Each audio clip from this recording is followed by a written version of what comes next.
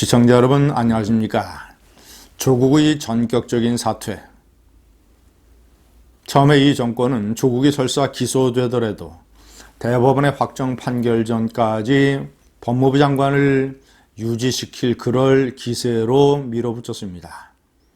그런데 두 달도 못 돼서 35일 만에 전격적으로 사퇴한 것. 최근에는 여러 정황상 적어도 연내를 넘기지는 못할 것 같다.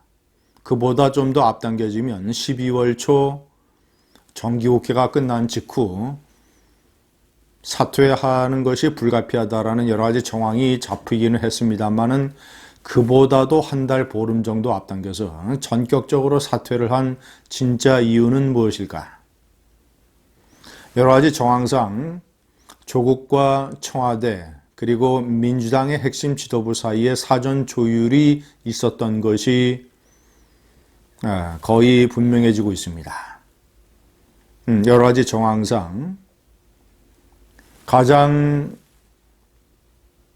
의아한 것은 일요일 날 열렸던 당정청의 그 검찰개혁 요란한 회의, 그 회의에서 왜 민주당의 이해찬 대표는 모두 발언을 하지 않았을까? 당을 대표해서 당연히 그 회의와 관련해서 검찰개혁에 관한 메시지를 국민들에게 말해야 될 텐데 이해찬은 치과 치료, 이를 치료받고 있다는 이유로 발언을 하지 않았습니다. 그 다음날 어제 아침에 열린 민주당 최고위원 회의에서도 당대표는 발언하지 않았습니다. 적어도 이해찬은 조국의 조기 사퇴를 알고 있었다. 이런 식의 정황이 상당히 짙어지고 있습니다. 조선일보는 청와대가 조국에게 날짜를 3개 중에서 택일을 하라고 줬는데 그 중에서 가장 빠른 14일을 선택을 했다라고 보도하고 있습니다.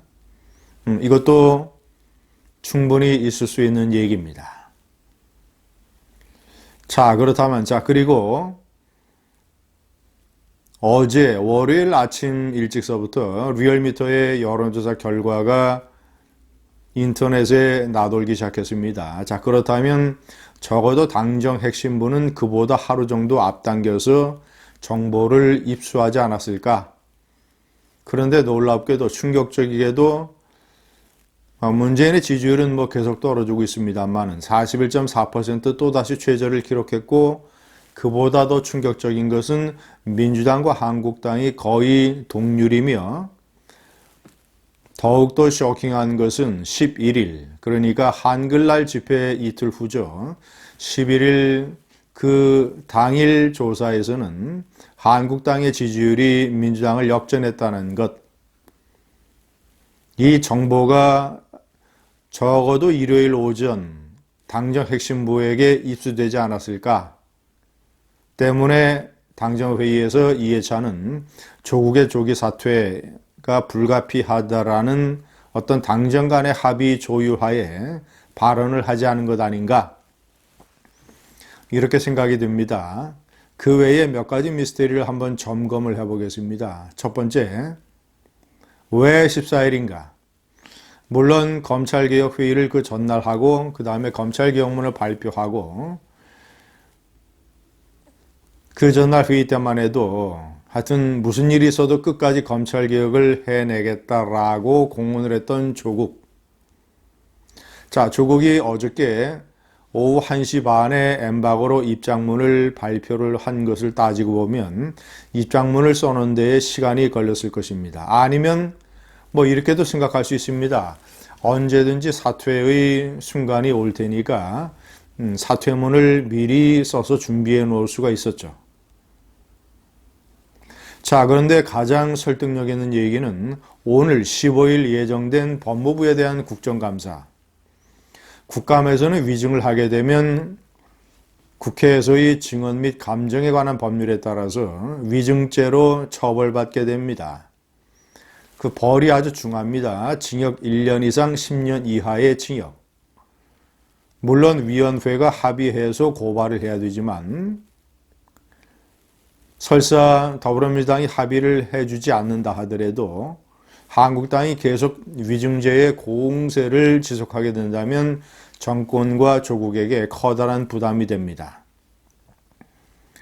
만약에 더불어민주당이 다른 것과 협상하기 위해서 위증죄 고발에 전격적으로 합의를 해주게 된다면 조국은 정말 위증죄로 감옥에 가는 일이 생길지도 모르는 것입니다.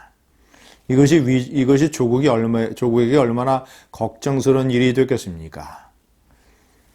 설사 위증죄로 고발되지 않는다 하더라도 법무부 국감장에서 그 전에 인사청문회와 대정부 질문에서 했던 똑같은 거짓말을 반복한다는 것이 얼마나 부담이 됐겠습니까? 두 번째, 부인의 구속을 피하려고 자신이 법무장관을 사퇴함으로써 어느 정도 책임을 지는 모습을 보인다고 판단했기 때문에 이번 주말쯤에 있을지도 모를 구속영장 청구, 그리고 그 구속영장에 대한 법원의 심사, 이런 데에 법원의 심사의 상당 부분 이런 남편이 법무장관직을 사퇴했다, 이런 것이 영장심사에 도움이 되지 않겠는가라는 판단을 충분히 했을 겁니다. 세 번째, 조국을 일단 조국이란 짐을 덜어놓고 대신 공수처의 본회의 통과를 강행하려는 것 아니겠는가. 10월 26일이 지나게 되면 이해찬의 법 해석에 따르면 본회의 표결 강행이 가능합니다. 네 번째, 제가 조금 전에 말씀드린 주말에 덮친 민주당과 한국당의 동률 공포, 이것이 청와대와 민주당의 핵심부에 엄청난 부담으로 작용을 했고, 그래서 날짜를 앞당겨야 된다라는 압박을 조국에게 가하지 않았겠는가? 적어도 문재인은 주말에 이런 식의 결정을 내리고 조국에게 통보했을 가능성이 대단히 높다. 다섯 번째, 사퇴문을 왜 저렇게 정말이지 국민의 분노를 다시 한번 일으킬 정도로 진정한 사과의 메시지가 없는가. 딱 세 줄입니다. 그러나 생각지도 못한 일이 벌어졌습니다. 자신을 둘러싼 모든 비리와 혐의, 하자를 생각지도 못한 일, 우발적인 일 정도로 얘기를 하고 있습니다. 이유 불문하고, 이 이유 불문하고는 대체 자신의 책임을 피할 때 쓰는 말입니다. 국민들께 너무도 죄송스러웠습니다. 특히 상처받은 젊은이들에게 정말 미안합니다. 생각지도 못한 일, 이유 불문하고, 이런 식의 일종의 면피성 발언을 왜 집어넣었을까? 물론 조국이란 사람의 성격이라든가 인격이 그 정도 수준밖에 되지 않는다라는 많은 사람들의 공감대가 있습니다. 그러나 좀 더 구체적으로는 자신의 과오를 사퇴문에서 깊숙하게 인정하게 된다면, 그러면 서울대 교수에 복직하는 것이 대단히 어려워질 것입니다. 도덕적으로.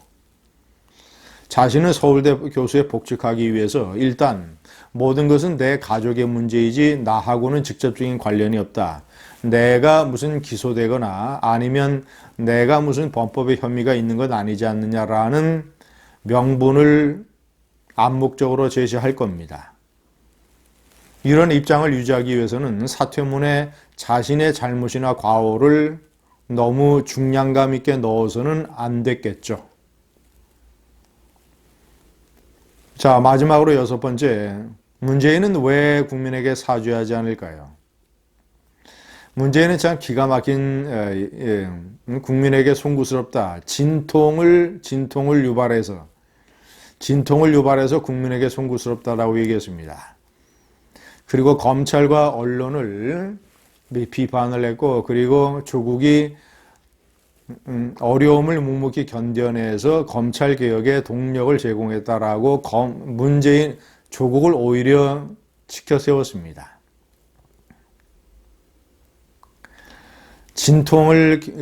사회가 진통을 겪어서 국민들에게 송구하다. 마치 옆집에 폭탄을 터뜨려 놓고 소음을 일으켜서 죄송하다라는 식으로 사과하는 것과 똑같습니다. 정말이지 많은 국민들이 익히하는 문재인의 성정과 성격과 인격이지만 정말이지